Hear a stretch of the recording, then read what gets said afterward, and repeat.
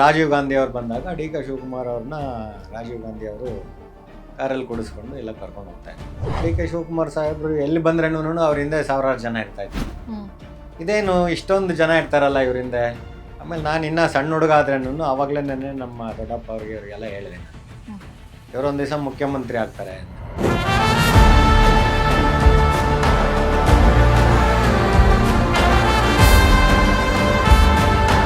D K Shivakumar ಎಂಬ ಹೆಸರುವಾದ ನಾನು ಕರ್ನಾಟಕ ರಾಜ್ಯದ ಮುಖ್ಯಮಂತ್ರಿಯಾಗಿ ನಾನೊಬ್ಬ ಅನಾಥ. ನಾನು ನಮ್ಮ ತಂದೆ ತಾಯಿಗಳಿಬ್ರು ತೀರ್ಕೊಂಡಾಗ ಹೋಗಿ ಅವ್ರಿಗೆ ಕೇಳಿದೆ. ಅವ್ರು ಹೇಳಿದ್ರೆ ಏನೋ ಒಂದು ಮಾಡ್ತೀನಿ ಅಂತ. ಬಂದಲ್ಲಿ ವಿಧಾನಸೌಧದಲ್ಲಿ ನೋಡಿ ನನ್ನ ಅಂತ. ಆಯ್ತಣ್ಣ. ಬೆಳಗ್ಗೆ ಹೋದ ವಿಧಾನಸೌಧಗೆ. ಅವರ ಪಿ ಎ ಒಬ್ರಿದ್ರು ಗೋಪಾಲ್ ಅಂತೇಳಿ. ಅವ್ರಿಗೆ ಗೋಪಾಲ ತೊಗೊಂಬಾರ್ದು ಯಾವ್ದು ಲಿಸ್ಟ್, ಇಡೀ ಗೌರ್ಮೆಂಟಲ್ಲಿ ಫಸ್ಟ್ ಡೈರೆಕ್ಟರ್ ನೀನೇ ಅಂತೇಳಿ. ಆ ಋಣನ ನಾವು ಯಾವತ್ತಿಗೆ ತೀರ್ಸೋಕ್ಕಾಗಲ್ಲ.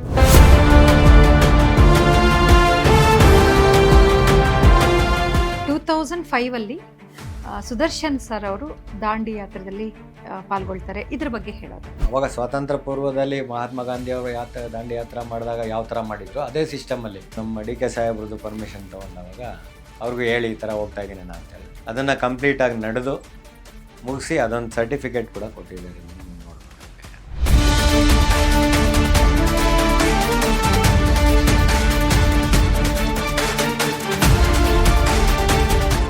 ನಂತರ ನೀವು ಯಾವುದಾದ್ರೂ ಒಂದು ಪ್ರತಿಭಟನೆ ಹೋರಾಟಗಳಲ್ಲಿ ಪಾಲ್ಗೊಂಡಿದ್ರಾ, ಹೇಗೆ sir? Madam, regular even today ಎಲ್ಲ ಪ್ರತಿಭಟನೆಗಳಲ್ಲೂ ಎಲ್ಲ ಹೋರಾಟಗಳಲ್ಲೂ ಇದ್ದೇ ಇರ್ತೀವಿ. ಯಾವುದೇ ಕಾರಣಕ್ಕೂ ನಮಗೇನು ಹುಮ್ಮಸ್ ಕಡಿಮೆ ಆಗಿಲ್ಲ.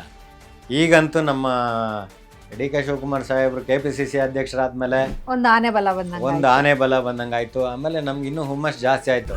ಇಂತಹ ಮುಖ್ಯಮಂತ್ರಿಗಳ ಅವಶ್ಯಕತೆ ನಮ್ಮ ರಾಜ್ಯಕ್ಕಿತ್ತು, ಇವತ್ತಾಗಿದ್ದಾರೆ. ಇನ್ನು ಕೆಲವು ನಾನು ಕೇಳಿದ ಮಾತುಗಳು, ಇವರು ಬರೀ ರಾಜ್ಯ ಮಟ್ಟದಲ್ಲ, ಒಂದು ದಿವಸ ರಾಷ್ಟ್ರ ನಾಯಕರಾಗ್ತಾರೆ ಇವರು ಅನ್ನತಕ್ಕಂಥದ್ದನ್ನ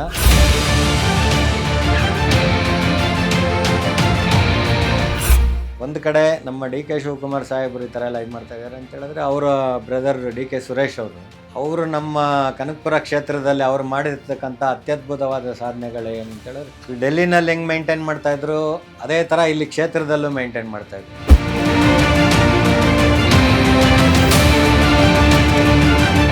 ಸುದರ್ಶನ್ ಸರ್ ಚುನಾವಣೆಗೆ ನಿಂತ್ಕೊಂಡಿಲ್ವಾ ಸರ್? ನೋಡಿ, ಇಲ್ಲೂ ನಾನು ಡಿ ಕೆ ಶಿವಕುಮಾರ್ ಅವ್ರನ್ನೇ ಫಾಲೋ ಮಾಡಿ. ಅವರು MLA ಆಗಿ ಮಿನಿಸ್ಟರ್ ಆದಮೇಲೆ ಮದುವೆ ಆಗಿದ್ದು. ನಾನು ಅದೇ ಥರ ನಾನು MLA ಆದಮೇಲೆ ಏನೋ ಒಂದು ಆಗಬೇಕು ಅನ್ನೋಂಥ ದೃಷ್ಟಿಯಿಂದ ಕಾರ್ಪೊರೇಷನ್ಗೆ ಹೋಗೋಕ್ಕೆ ನಾನು ಇಷ್ಟಪಡ್ತೀನಿ.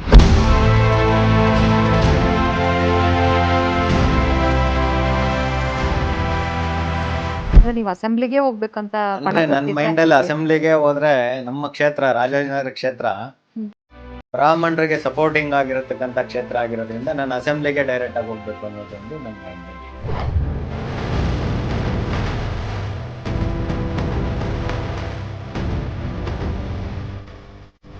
ಯಾರಿಗೆ ಅವಕಾಶಗಳು ಸಿಕ್ಕಿಲ್ವೋ ಸೊ ಅಂತವ್ರಿಗೆಲ್ಲ ಡಿ ಕೆ ಶಿವಕುಮಾರ್ ಅವರ ಸರ್ಕಾರದಲ್ಲಿ ಒಂದಷ್ಟು ಅವಕಾಶಗಳು ಸಿಗಬಹುದು ಅಂತ ತಾವು ಹೇಳ್ತೀರಾ, ಹೇಗೆ? ಖಂಡಿತ ಸಿಗುತ್ತೆ ಮೇಡಮ್. ಕಾರ್ಯಕರ್ತರ ಬಗ್ಗೆ ವಿಶೇಷವಾದ ಕಾಳಜಿ ಇರತಕ್ಕಂಥ ಈ 7 ಕೋಟಿ ಜನದಲ್ಲಿ ನೀವು 5 ಕೋಟಿ ಜನನ ಕವರ್ ಮಾಡತಕ್ಕಂಥ ನಾಯಕರು ಬೇಕಾ ನಮ್ಗೆ? ಇಲ್ಲ ಬರೀ 224 ಜನ ಗೆದ್ದಿರೋರ್ ಹಿಂದೆ ಹೋಗ್ಬೇಕಂತ ಬೇಕಾ?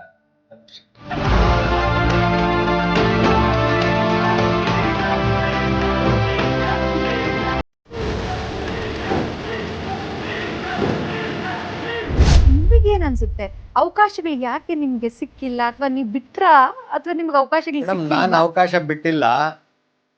ಅಂದ್ರೆ ಕಿತ್ಕೊಂಡ್ರ ಸರ್ ಅವಕಾಶಗಳನ್ನ? ನಿಮಗ್ ದೊರಕಬೇಕಾಗಿರೋಂತ ಎಲ್ಲ ಒಂದು ಖಂಡಿತ ಮೇಡಮ್, ಕೆಲವರು ಅದನ್ನು ಮಾಡಿದ್ದಾರೆ. ನಮ್ಮನ್ನ ಲೈಮ್ ಲೈಟ್ ಬರಕ್ ಬಿಟ್ಟಿಲ್ಲ. ಪ್ರಕಾಶ್ ನಗರ ವಾರ್ಡ್ ಅಲ್ಲಿ 4,000 ಜನ ಹುಡುಗರಿಗೆ ನಾನು ಸ್ವಯಂ ಪ್ರೇರಿತ ನನ್ನ ದುಡ್ಡಿನಲ್ಲಿ ಅವ್ರಿಗೆಲ್ಲ ಇನ್ಶೂರೆನ್ಸ್ ಮಾಡಿಸಿ OPD ನಲ್ಲಿ 10,000 ರೂಪಾಯಿವರೆಗೂ ಟ್ರೀಟ್ಮೆಂಟ್ ಸಿಗ್ಬೇಕು, ಆ ಥರ ಸ್ಕೀಮ್ಸ್ ಎಲ್ಲ ಮಾಡಿದ್ವಿ.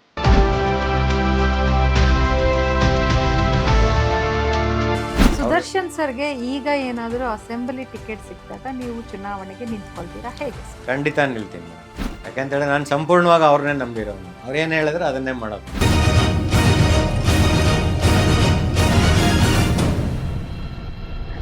ನಮಸ್ಕಾರ ವೀಕ್ಷಕರೇ, ನೀವು ನೋಡ್ತಾ ಇದ್ದೀರಿ ಸುಮನ್ TV ಕನ್ನಡ.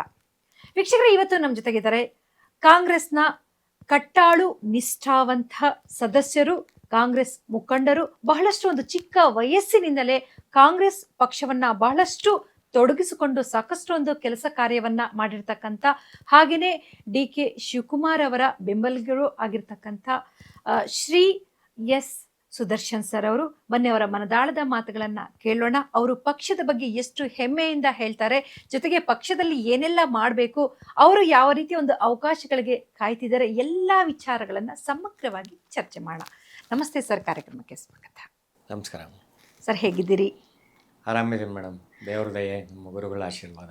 ಸರ್, ಇತ್ತೀಚೆಗೆ DK ಶಿವಕುಮಾರ್ ಸರ್ ಅವ್ರ ಜೊತೆ ಬಹಳಷ್ಟೊಂದು ಕಾಣಿಸ್ಕೊಳ್ತಾ ಇದ್ದೀರಿ. ವಿಶೇಷವಾಗಿ ಅವರ ಬರ್ತ್ಡೇ ದಿನ ಬಹಳಷ್ಟು ಒಂದು ಎಲ್ಲರಿಗೂ ಬಹಳಷ್ಟು ಇಷ್ಟ ಆಗುವಂಥ ಒಂದು ಕಾರ್ಯಕ್ರಮವನ್ನು ಸಹ ನೀವು ಮಾಡ್ತೀವಿ. ಅದ್ರ ಬಗ್ಗೆ ಏನು ಹೇಳ್ತೀರಿ ಸರ್? ಮೇಡಮ್, ನನಗೆ ಬುದ್ಧಿ ಬಂದಾಗಿಂದನೂ ನಾನು ಆಂಜನೇಯನ ಪರಮ ಭಕ್ತ. ದೇವರಲ್ಲಿ ಆಂಜನೇಯ.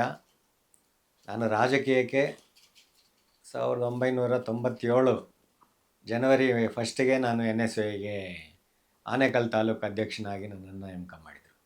ಆಗಿನ ಅಧ್ಯಕ್ಷರಾಗಿದ್ದಂತಹ ಜೋಸೆಫ್ ಸ್ಟಾಲಿನ್ರವರು ಮತ್ತು ಅಖಿಲ ಭಾರತ ಯುವಕಾಂಗೈ ಪ್ರಧಾನ ಕಾರ್ಯದರ್ಶಿಗಳಾಗಿದ್ದಂತಹ ಸಲೀಂ ಅಹಮದ್ರವರು. ಆಗ ಬಹುಶಃ DK ಶಿವಕುಮಾರ್ ಅವ್ರದ್ದು 2ನೇ ಚುನಾವಣೆ. ಅವಾಗಲಿಂದನೂ ನಾನು DK ಶಿವಕುಮಾರ್ ಅವರ ಅನುಯಾಯಿ. ಯಾಕೆ ಅಂತ ಹೇಳಿದ್ರೆ, ಕೆಲವರೆಲ್ಲ ನಾಯಕರನ್ನ ಅವರು ನಾಯಕರಾದಮೇಲೆ ಅವರು ಒಂದು ಹಂತಕ್ಕೆ ಬಂದ ಮೇಲೆ ಅವ್ರ ಹತ್ರ ಏನೋ ಕೆಲಸ ಕಾರ್ಯಗಳು ಮಾಡಿಸ್ಕೊಬೇಕು ಅನ್ನೋ ದೃಷ್ಟಿಯಿಂದ ಅವ್ರ ಹಿಂದೆ ಓಡಾಡ್ತಾರೆ. ಆದರೆ ನಾನು ಆ ಥರ ಓದೋನಲ್ಲ. ಅವರ ನೇರ ನುಡಿ, ಅವರ ದಿಟ್ಟತನ, ಆಮೇಲೆ ಇಂದಿರಾ ಗಾಂಧಿಯವರು, ರಾಜೀವ್ ಗಾಂಧಿಯವರು, ಸೋನಿಯಾ ಗಾಂಧಿಯವರು, ಇವರಿಂದ ಪ್ರೇರೇಪಿತನಾಗಿ ಕಾಂಗ್ರೆಸ್ ಪಕ್ಷದಲ್ಲಿ ನಾವು ಸಕ್ರಿಯವಾಗಿ ತೊಡಗಿಸ್ಕೊಂಡಿದ್ದು. ಅದಕ್ಕೆ ಮುಂಚೆ ನಾನು ಕಾಲೇಜ್ ಚುನಾವಣೆಗಳಲ್ಲಿ ಅಲ್ಲಿ ಇಲ್ಲಿ ಓಡಾಡ್ಕೊಂಡಿದ್ದವನು. ನನ್ನ ಜೊತೆಯಲ್ಲಿದ್ದಂತಹ ಯುವಕರು ಮತ್ತು ನನ್ನ ಒಂದು ಸಂಘಟಿತ ಇದನ್ನು ನೋಡಿ ನನ್ನ NSYಗೆ ಕರ್ಕೊಂಡ್ರು ಅವರು. ಸರ್, ನೀವು ರಾಜಕೀಯಕ್ಕೆ ಬರಬೇಕು ಅಂತ ಯಾಕೆ ಅನ್ಕೊಂಡ್ರಿ? ನಿಮ್ಮ ಬಾಲ್ಯದ ದಿನಗಳ ಬಗ್ಗೆ ವೀಕ್ಷಕರಿಗೆ ತಿಳಿಸ್ಕೊಡೋದಾದ್ರೆ. ಮೇಡಮ್, ನಾನು ಹುಟ್ಟಿದ್ದು ಬನಹಳ್ಳಿ ಅಂತೇಳಿ, ಇವಾಗ ಸೂರ್ಯನಗರ ಅಂತ ಏನಾಗಿದೆ ಎಲೆಕ್ಟ್ರಾನಿಕ್ ಸಿಟಿ ಹತ್ರ, ಚಂದಾಪುರ ಹತ್ರ, ಆ ಊರಲ್ಲಿ. ನಾವು ಹಳ್ಳಿಗಾಡಿನಲ್ಲಿ ಬೆಳೆದಂಥ ಜನ. ನಮಗೆ ಜನಗಳು ಅಂತ ಹೇಳಿದ್ರೆ, ನಾವು ನಮ್ಮೂರಲ್ಲಿ ಇವಾಗ ಸಿಟಿ ಆಗಿಬಿಟ್ಟಿದೆ ಬಿಡಿ ಅದು. ಅವಾಗ ನಮ್ಮ ಇಡೀ ಊರಲ್ಲಿ 2800 ಮನೆಗಳಿತ್ತು ಚಂದಾಪುರದಲ್ಲಿ. ಆ 2800 ಮನೆಗಳಲ್ಲಿ ನಮ್ಮ ಇವರು ಅಂದರೆ ನಮ್ಮ ಬ್ರಾಹ್ಮಣರು ಒಂದು 7-8 ಮನೆಗಳಿತ್ತು ಅಷ್ಟೇ. ಇನ್ನು ಮಿಕ್ದವರೆಲ್ಲ ಬೇರೆಯವರನ್ನೇ. ನಾನು ಪ್ರತಿ ಭಾನುವಾರನೂ ಪ್ರತಿಯೊಂದು ಮನೆಗಳಿಗೂ ಹೋಗಿ ಅವ್ರನ್ನ ಮಾತಾಡಿಸಿ ಬರ್ತಾಯಿದ್ದೆ, irrespective of caste and Creed.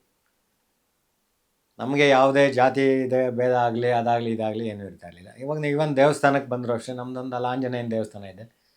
Nalvadi Krishnaraja Wadiyar ಅವರು ನಮಗೆ 125 ಎಕರೆ ಜಮೀನನ್ನು ಕೊಟ್ಟಿದ್ರು ದೇವಸ್ಥಾನಕ್ಕೆ ದತ್ತಿಯಾಗಿ. ಹಾಗಾಗಿ 14 ದೇವಸ್ಥಾನದ ಪೂಜಾ ಕೈಂಕರ್ಯಗಳನ್ನ ನಮ್ಮ ಫ್ಯಾಮಿಲಿಯವ್ರು ಮಾಡ್ಕೊಂಡು ಬರ್ತಾಯಿದ್ರು. ಹಾಗಾಗಿ ಜನಸಂಪರ್ಕ, ಜನಗಳ ಒಡನಾಟ ಅವಾಗಲಿಂದನೂ ಇತ್ತು ನಮಗೆ.